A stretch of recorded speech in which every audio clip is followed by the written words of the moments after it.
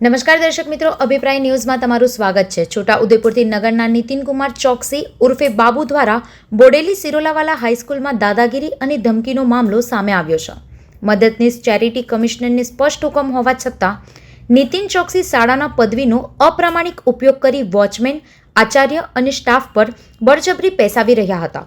યુવકે વિઝિટર રજિસ્ટરમાં પણ એન્ટ્રી ન કરી ધમકાવતી વાતો કરી ભયનો માહોલ ઊભો કર્યો હતો, જેથી કાયદેસરના ટ્રસ્ટી ભાવેશ સિરોલાવાલા દ્વારા બોડેલી પોલીસ સ્ટેશનમાં ફરિયાદ નોંધાવવામાં આવી છે। હાલમાં આ મામલે પોલીસે કાયદેસરની કાર્યવાહી હાથ ધરી છે।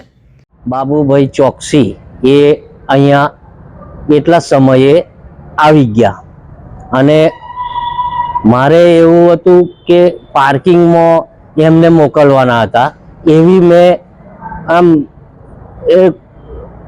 ફફડી ગયો અને પછી એ લોકો ડાયરેક્ટ અંદર ગાડી જવા દીધી। મારે એવું એમને પકડવાના હતા કે પાર્કિંગમાં ગાડી મૂકે, પણ એ ધાક ધમકીથી એ ફાસ્ટ ગાડી લઈને જતા રહ્યા અને મારે એન્ટ્રી પાડવાની હતી, એમનું નામ લખવાનું હતું અને એમની પછી એક મંથન અને જયમીન કુમાર એ બે જણા આવ્યા, તો એમને મેં એન્ટ્રી પાડવાની કોશિશ કરી તો કે અમે કાકા જોડે આવ્યા, એવું કરીને એ બે જબરીથી અંદર જતા રહ્યા।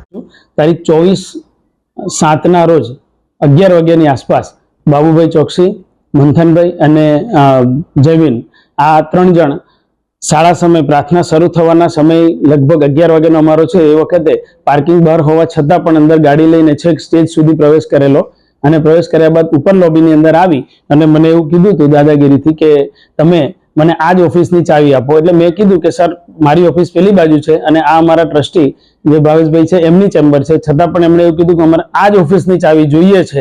એટલે જબરજસ્તી મારી પાસે ફરજિયાત ચાવી મંગાવડાવી, વાતાવરણ ડોળાય નહીં, વિદ્યાર્થીઓનો પહેલો પીરિયડ શરૂ થઈ ગયો હતો પ્રાર્થના પછી, એટલા માટે મેં ગભરાઈને મેં ચાવી મંગાવડાવી હતી અને એ ચાવી મેં એમને આપી। એટલે અંદર એ બેઠા હતા, અંદર પ્રવેશ લીધો, અંદર બેઠા હતા 15-20 મિનિટ જેવું બેઠા અંદર અને એ સમય દરમિયાન થોડી ચર્ચાઓ કરી જે મેં લખેલી છે કે કર્મચારીઓ યુનિફોર્મ શા માટે પહેરેલો નથી, પીટીઆર પર નોંધાયેલા ટ્રસ્ટીઓ કોણ કોણ છે, એ બાબતની ચર્ચા મને લેખિતમાં મને કરાવડાવી હતી। 3 વાક્યો મેં લખ્યા હતા અને પછી એ લોકો જતા રહ્યા હતા અને આ બાબતે અમારા જે ટ્રસ્ટી છે ભાવેશભાઈ સિરોલાવાલા એમણે પણ પોલીસ ફરિયાદ કરેલી છે। નામાંકિત એવી સેટ એચએસ સિરોલા સ્કૂલમાં હું આજીવન ટ્રસ્ટી તરીકે સેવા આપી રહ્યો છું।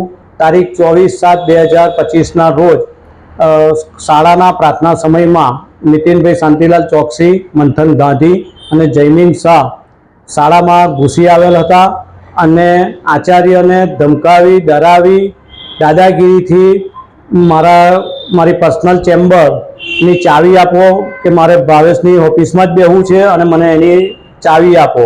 આચાર્યએ એવું પણ કીધું કે મારી આચાર્યની ઓફિસમાં બેસો, તેમ છતાં પણ ગણે કર્યું અને દાદાગીરીથી ગાળો દઈને આચાર્યને કીધું મારે ભાવેશની જ ચેમ્બરમાં બેસવું છે એટલે આ જ ચાવી આપ, એવું કરીને એ બેસી ગયા અને આચાર્ય ગભરાટના માર્યા એમને ચાવી આપી દીધી।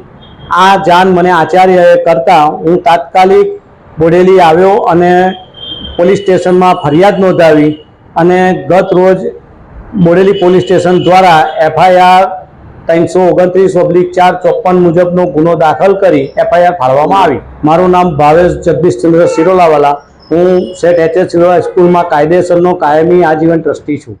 છોટાઉદેપુરથી સંવાદદાતા સાથે અભિપ્રાય ન્યૂઝ, વડોદરા।